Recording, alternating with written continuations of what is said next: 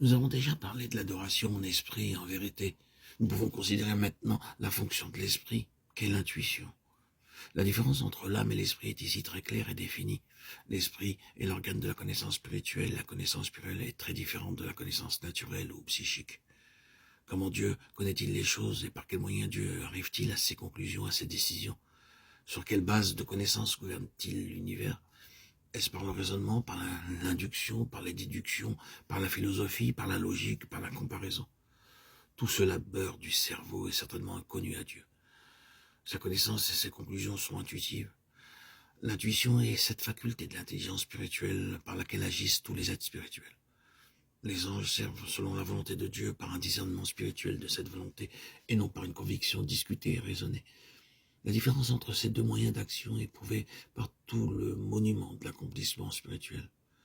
Si la raison humaine, le jugement naturel et le bon sens avaient été les lois gouvernantes, la plupart des œuvres immenses inspirées par Dieu, sinon toutes n'auraient jamais été entreprises. Les hommes qui ont eu une marche intime avec Dieu et une communion d'esprit vivante avec Dieu ont été conduits intuitivement dans de tels desseins. Et ils ont été justifiés en cela, non par l'approbation de la raison naturelle, mais habituellement par l'opposition de cette raison. Folie a été très souvent le verdict de la sagesse de ce monde.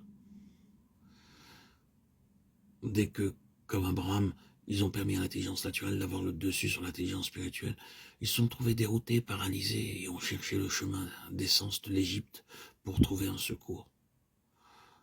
En tout cela, nous sommes justifiés dans l'esprit et non dans la chair. L'esprit et l'âme agissent séparément et les deux sont constamment en conflit et en contradiction, à moins que l'intelligence spirituelle n'ait établi son ascendance complète sur l'intelligence naturelle. Dans toutes les choses qui viennent de Dieu et sont par conséquent spirituelles, la pensée de la chair est mort, mais la pensée de l'esprit est vie et paix. Romains 8,6. Telle est donc la nature de la connaissance spirituelle. La seule connaissance de Dieu qui soit de valeur spirituelle pour nous-mêmes ou pour les autres, par notre ministère, c'est celle que nous avons par une révélation du Saint-Esprit dans notre propre esprit. Dieu ne s'explique jamais en premier lieu à la raison de l'homme, et l'homme ne saurait jamais connaître Dieu en premier lieu par la raison. Le christianisme est une révélation où il n'est rien. Et il doit être cela pour chaque nouvel enfant de Dieu. S'il en était autrement, sa foi s'appuierait sur un fondement qui ne résisterait pas au jour de l'épreuve. La foi chrétienne acceptée comme une religion, une philosophie ou comme un système de vérité ou une doctrine morale, une éthique, peut apporter le stimulant temporaire d'un grand idéal, mais ne produira pas la régénération de la vie, ni la nouvelle naissance de l'esprit.